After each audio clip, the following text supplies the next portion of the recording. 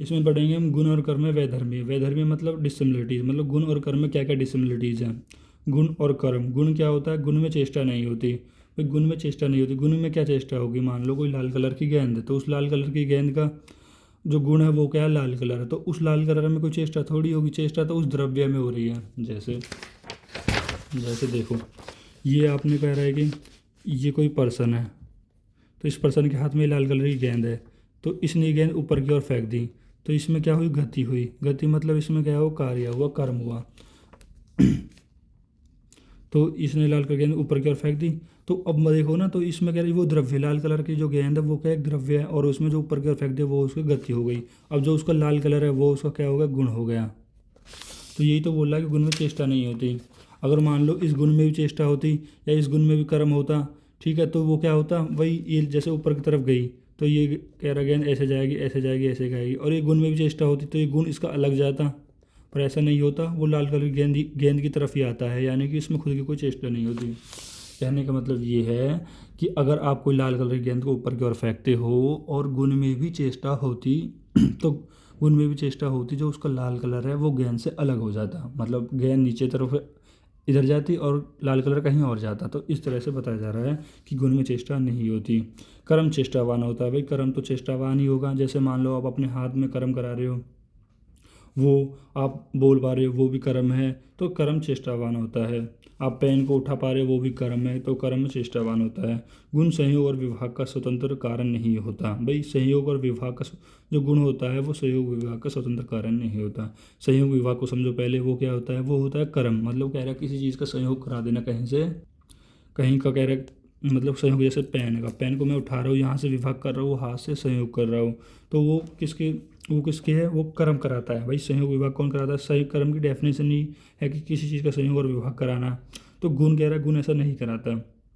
मान लो ये पेन है, तो इस पेन का कह रहे हैं कि ये हमारा ये वाइट इस इसका गुण हो गया, तो जो वाइट इस इसका गुण हो गया, तो ये संयोग विभाग थोड़ी करा रहा है। जैसे मान लो मैं इस पेन को उठा लूँ तो विभाग हो गया और हाथ से संयोग हो गया, तो जो इसका संयोग और विभाग हो रहा है वो गुण थोड़ी करा रहा है, वो तो कर्म करा रहा है ना।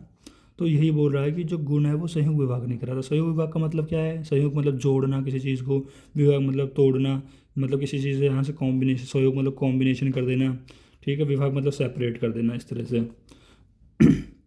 कर्म संयोग और विभाग का स्वतंत्र कारण होता है, जो बिल्कुल सही बात है। भाई कर्म ही तो है कि जैसे मैं पेन को उठा रहा हूँ तो मैं यहाँ से विभाग और हाथ से सहयोग, तो ये स्वतंत्र कारण होता है। गुण सर्वव्यापी द्रव्यों में नहीं रहता। सर्वव्यापी गुण जो होता है वो सर्वव्यापी द्रव्यों में नहीं पाया जाता है, नहीं रहता। सर्वव्यापी द्रव्य क्या होता है, जो नित्य होते हैं, नित्य, जैसे आकाश, आयु, आकाश हो गया, वायु हो गई, मतलब काल हो गया, दिशा हो गई, सर्वव्यापी द्रव्य जो हर जगह प्रेजेंट हो, इज कॉल्ड सर्वव्यापी द्रव्य। अब सर्वव्यापी द्रव्यों में नहीं पाया जाता, सॉरी, सर्वव्यापी द्रव्यों में पाया जाता है।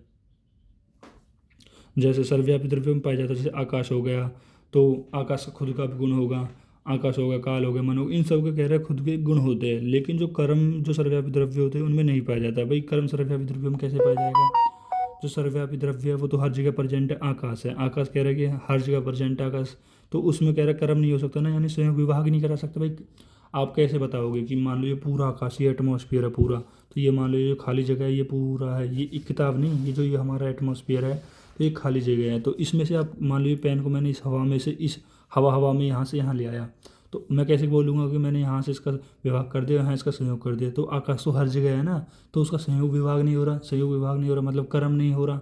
तो इसलिए हम कह सकते हैं कि कर्म सर्वव्यापी द्रव्यों में नहीं रहता, या फिर ऐसे द्रव्यों में जो नित्य हो, यानी कि जो हर जगह प्रेजेंट हो, इस तरह से।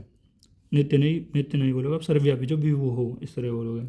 गुण मूर्त है अमूर्त दोनों द्रव्यों में पाया जाता है। गुण मूर्त और अमूर्त, गुण मूर्त क्या होता है, मतलब जिनका कोई स्ट्रक्चर होता है, और अमूर्त जिनका स्ट्रक्चर नहीं होता, ऐसे द्रव्यों में पाया जाता है। जैसे मूर्त तो मतलब जैसे मान लो कोई भी चीज़ हो गई, टेबल हो गया, पेन हो गया, बैग हो गया, बुक्स हो गई, या यूटेंसिल बर्तन हो गए, या फिर अलमारी हो गई, मतलब कोई भी द्रव्य होगी ना, उनमें तो कह रहा है जिनका स्ट्रक्चर है तो उनमें तो गुण होगा ही। भाई ये तो आप सब चीज़ जान रहे हो, पेन है इसमें भी खुद का गुण होगा, आप ये चीज़ तो समझ गए। लेकिन अमूर्त क्या है, मतलब जिनका स्ट्रक्चर नहीं होता, जैसे आकाश है, आकाश का कोई स्ट्रक्चर है नहीं है, फिर भी उसमें कह रहा है कि आकाश में गुण होता है, तो गुण चाहे अमूर्त हो चाहे मूर्त हो, दोनों द्रव्यों में गुण पाया जाएगा। अब जैसे कर्म है, कर्म केवल मूर्त द्रव्यों में पाया जाता है। कर्म केवल उन्हीं में पाया जाएगा जिनका एक स्ट्रक्चर है, उनमें उनमें क्योंकि इन चीज़ों का तो आप सहयोग विभाग कर सकते हो।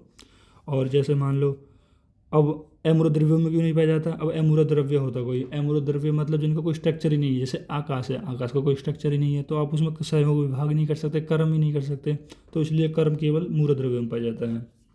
तो फिर से देख लो, गुण में चेष्टा नहीं होती, कर्म में चेष्टावान होता है। गुण से विभाग का स्वतंत्र कारण नहीं होता, कर्म से विभाग का स्वतंत्र कारण होता है।